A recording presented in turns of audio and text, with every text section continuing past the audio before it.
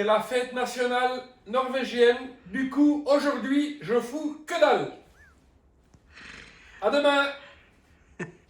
En fait, on avait un peu oublié le samedi 17 mai, effectivement. C'est la fête de la signature de la Constitution norvégienne. Et donc, c'est très important pour eux parce qu'ils se sont désolidarisés de la Suède. C'est pas une fête où on a des avions qui sont partout. C'est une fête vraiment populaire où les gens font vraiment fêter ça dans la joie et faire à manger. Voilà, ici, nous sommes dans la cuisine, salon, réception de notre camping. C'est vraiment super. Comme d'habitude, fauteuil, table, chaise, cuisine, un peu plus spartiate pour les éviers, mais il y a tout ce qu'il faut, un frigo, micro-ondes et four pour les besoins de tous les campeurs. Vu mon bol, sur le petit pont je passe pas. De toute façon c'est prévu à mon avis pour 9 kilos. Et là, ça va pas le faire. Voilà la vue qu'on a du camping. Voilà. J'arrête pas de dire voilà, mais voilà quand même. Donc de nouveau, dans chaque camping comme ça, tu as des petites hutters. Tu loues là, c'est juste, il y a un petit comptoir cuisine, un frigo et des lits jumeaux généralement. Et tu profites des sanitaires du camping et tu peux venir donc comme halte même moto ou voiture solo. C'est quand même génial parce que tu dors au sec et au chaud. Voilà l'intérieur, donc tu peux dormir à 3. Il y a 2 lits superposés et un lit à part, la table et je ne sais pas si je sais voir, une cuisinière et une table de cuisson. Il n'y a pas de table de cuisson. Ah si, elle est de l'autre côté, derrière la table, on ne la voit pas d'ici.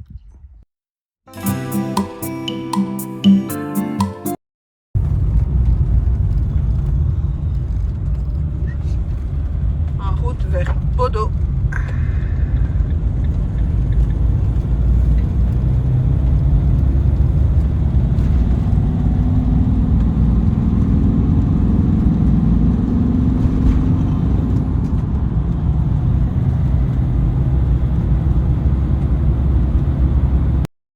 Midi, en attendant de prendre le ferry.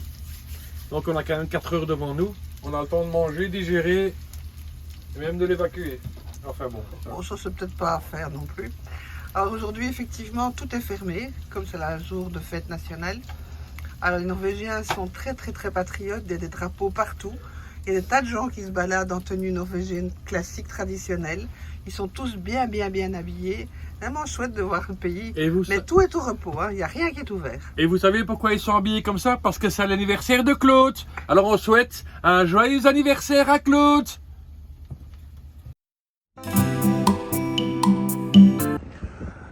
C'est sûr que c'est plus facile d'accoster avec un Zodiac. Alors pour les accueillir, comme c'est la fête nationale, il y a toute l'équipe des tambourins là. Bref.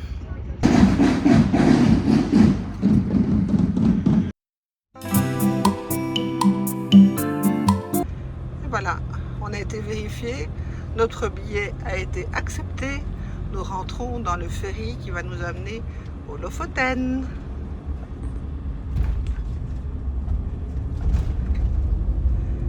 Nous suivons un petit camping-car, enfin plutôt un van aménagé avec une plaque norvégienne, mais en fait ce sont des gens qui parlent français, donc il y en a quand même pas mal qui louent des camping-cars en Norvège.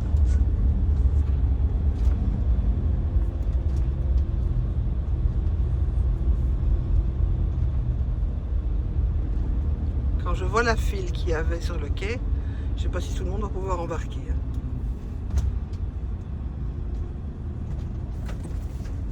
On sera les premiers à sortir.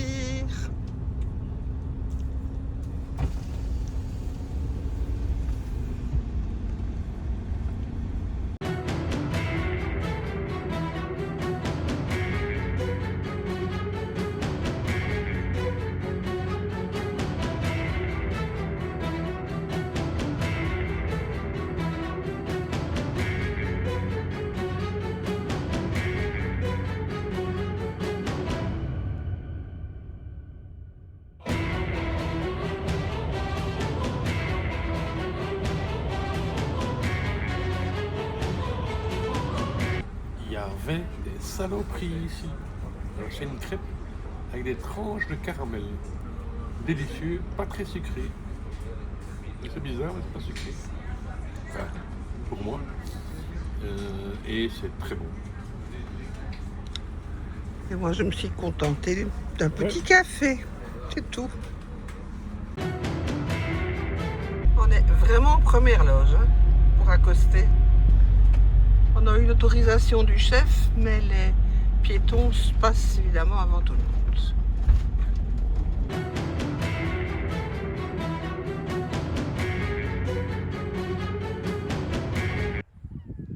18e jour en Norvège. On s'est réveillé ce matin sous un très beau soleil. Là, ça commence tout doucement à se couvrir. Et je vous offre donc la vue qu'on a de notre camping avec en avant-plan d'abord Michael. Et puis derrière, vous voyez les séchoirs à poissons. On va commencer à de plus en plus en voir ici. En fait, c'est une manière de faire pour les poissons et ils exportent ça pour le Portugal. Mais sinon, même sous un ciel un petit peu nuageux, c'est magnifique. Voilà les séchoirs à poissons. Alors ici, il n'y a que des têtes de poissons. Et chance que vous n'avez pas l'odeur en vidéo, hein, parce que je peux vous dire que une semaine sans douche, c'est rien à côté, hein, je te le dis. Hein. Voilà. Et donc les séchoirs sont encore bien vides. Et ça fait pour appâter les cages à homards ou je sais pas quoi, j'imagine. C'est ce que c'est de ça que je m'en servirai, mais bon, voilà. Je suis pas pêcheur norvégien. Le camping vu de l'autre côté des rochers. Bon, il n'y a rien de bien intéressant, sinon j'aurais lancé le drone, mais bon, c'est vrai qu'il n'y a pas de vent, c'est génial, mais voilà, voir un camping de haut, c'est pas ça. Voilà, on remonte vers le camping-car, on replie bagages, on commence à sillonner les Lofoten. On est parti un peu à l'improviste voir ces bazars. Chance que Brigitte avait mis ses chaussures de marche. Et encore une cascade. Nous venons de quitter le camping.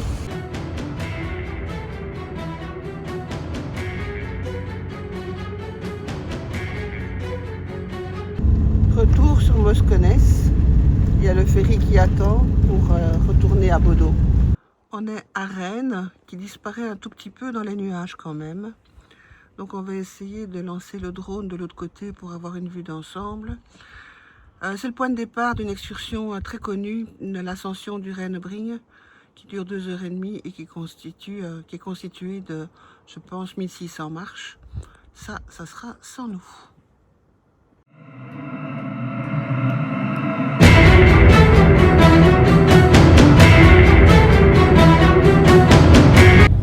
Le pont qui va nous amener au petit village de Sakrisøy. Pont au sens unique, il faut attendre évidemment que le feu devienne vert pour pouvoir passer dessus. C'est dommage, il fait boucher et en plus c'est très difficile de s'arrêter sur ces routes, c'est très encombré.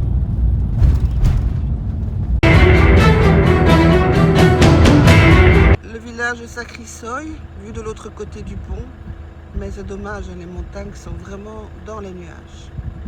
Un tunnel où on voit quelque chose, c'est déjà pas mal.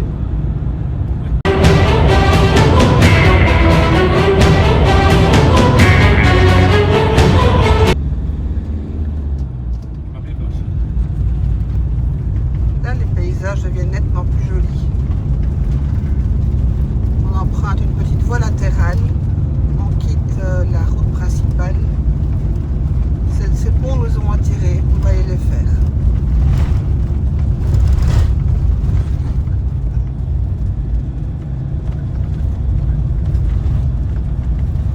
C'est impressionnant. On espère que c'est qu'il n'y a personne qui va nous croiser là-dessus. Petit arrêt sur le bord de la route. C'est joli, mais je trouve les Lofoten un petit peu surfaites au premier abord. Il y a beaucoup de tourisme de masse, peu de place pour se parquer. Tout est payant. On a décidé de prendre un petit peu son temps et Mick va lancer une petite canne, ce que vous voyez là-bas. Eh bien, le petit spot ici, eh bien, il faut payer à l'entrée dans une enveloppe en marquant le numéro de la plaque. Et donc, j'ai payé en monnaie norvégienne 65 NOK pour pouvoir rester 3 heures. Partout ailleurs en Norvège, c'est gratuit. On voit que les Lofoten vivent effectivement du tourisme et ça est un petit peu désagréable par moment.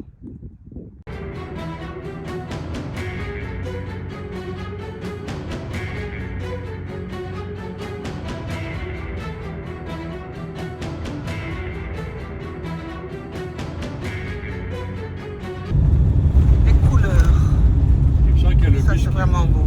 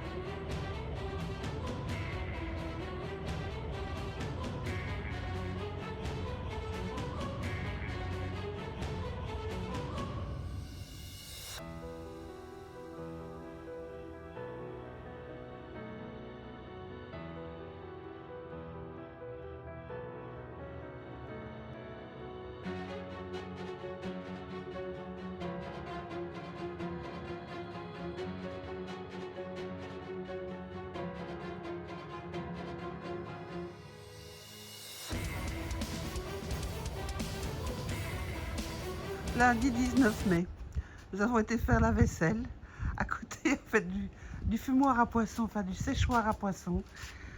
L'odeur, je vous dis pas.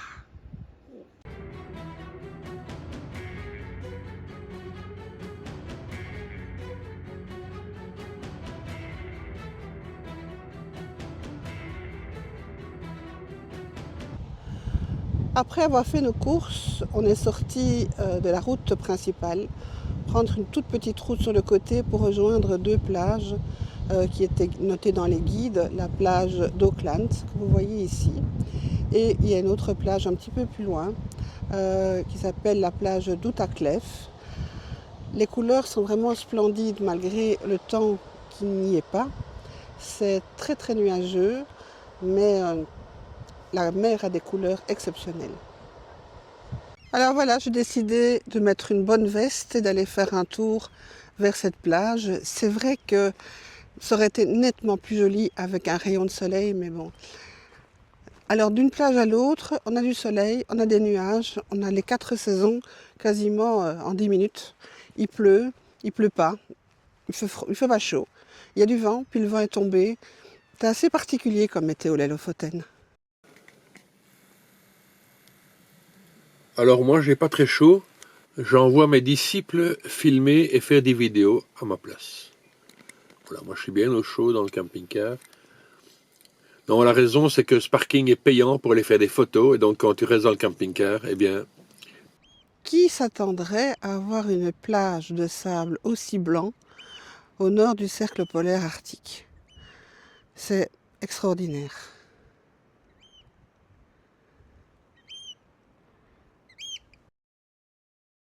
Quand je vous disais que la météo était très très variable aux Lofoten, il y a 10 minutes on se les caillait là sur la plage et maintenant on est plein soleil.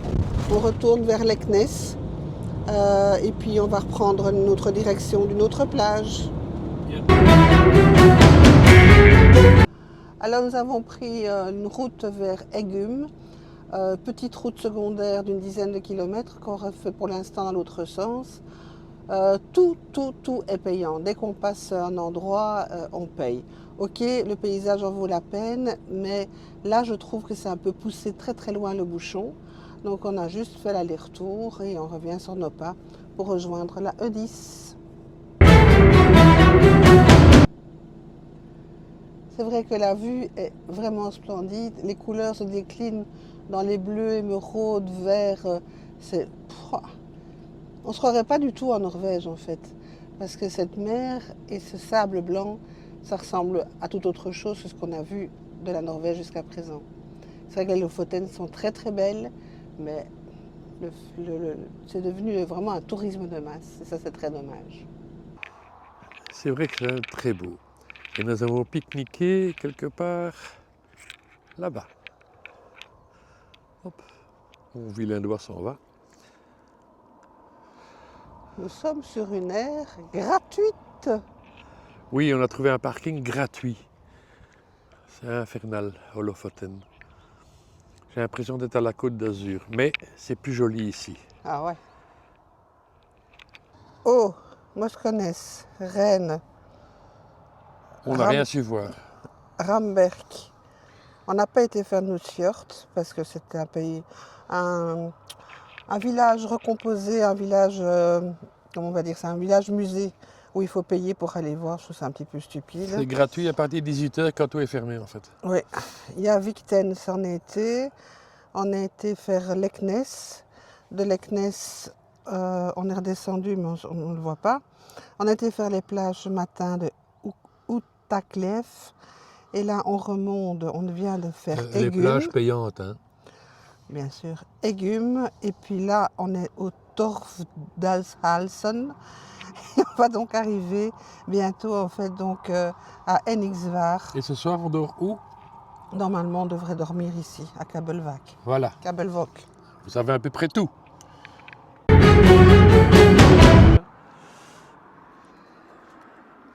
Nouvel essai de pêche. Bon, je pêche avec un leurre sans contrepoids. C'est assez statique comme vidéo. Ouais, je peux parler, hein, mais bon.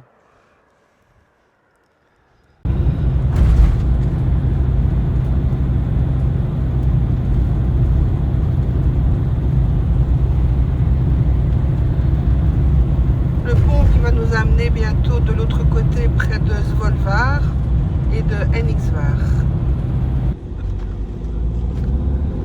Encore un pont qui enjambe le fameux chenal. Alors, première particularité de Eniksvar, après, il n'y a plus de route. Donc, c'est le village du bout du bout. Deuxième particularité de Eniksvar, on va essayer de vous la montrer tout à l'heure. Voilà, c'était la deuxième chose qui était importante à Eniksvar, à vous montrer. Le terrain de foot. Ils ont en fait dynamité le bout de l'île pour pouvoir mettre un terrain de foot tout à fait à plat. Alors, il est hyper connu, malheureusement les drones sont interdits, donc le survol c'est impossible. C'est dommage parce que ça aurait été sympa avec une vue de l'île, vue d'en haut, mais bon, c'est pas possible, c'est pas possible. Mais je vais vous dire, il ne fait pas chaud. Voilà. Mais c'est pas parce que les drones sont interdits que je les fais pas fait voler, c'est parce qu'il y a beaucoup trop de vent. Ouais. C'est-à-dire qu'interdit ou pas interdit, hein, vous me connaissez.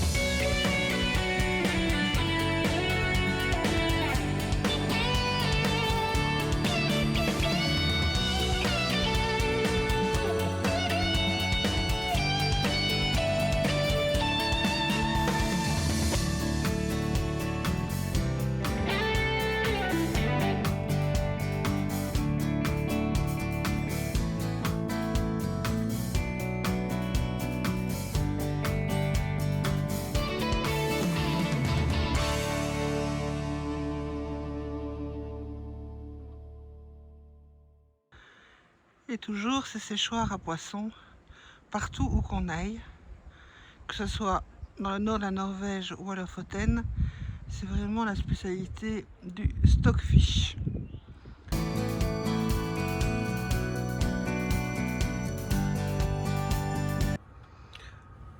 Bonjour à tous, nous sommes le mardi 20 mai, il fait dégueulasse. Quand je dis dégueulasse, c'est un mot faible. Il vente, il pleut, il fait 5,7 degrés pour l'instant. On en est au café, on n'est pas motivé. C'est le seul endroit où il fait chaud, dans ma tasse. Ça c'est... Donc ce matin, rangement camping-car, changement des draps. On va mettre un peu d'ordre, un peu dégager les soutes. Quand il y a une éclaircie qui avec le vent, ouais, c'est pas grave, on va quand même le faire. Ouh. Et puis cet après-midi, on verra le programme tout à l'heure. Ranger les soutes à la facile. Il y a un vent, tu ouvres les deux portes et tes vêtements et tout là-dessous sera sur le parking. Elle sera pas bien compte. Mais ça sera plus facile à ranger si tout est dehors. Encore une idée à la stube. Voilà, première occupation du matin. Top, hein, on trace sur les anciens filtres à café hein, pour essayer de faire quelque chose qui nous va. Je n'ai pas pris la bonne taille. Parce que notre perco, c'est un perco de camping. Et on ne trouve pas les filtres. Si on les trouve, mais je n'en avais pas. Alors, On se débrouille.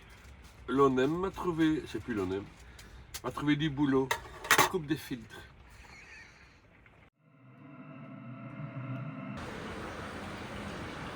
Forces. Hei, hei.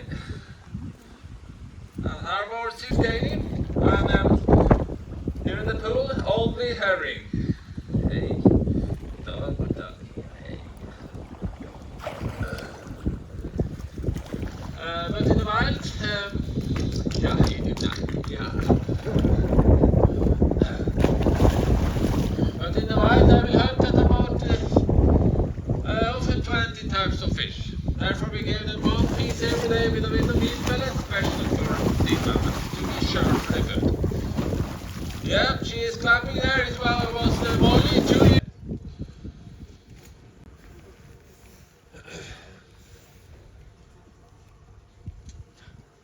Good swimmers. Skin between their toes. But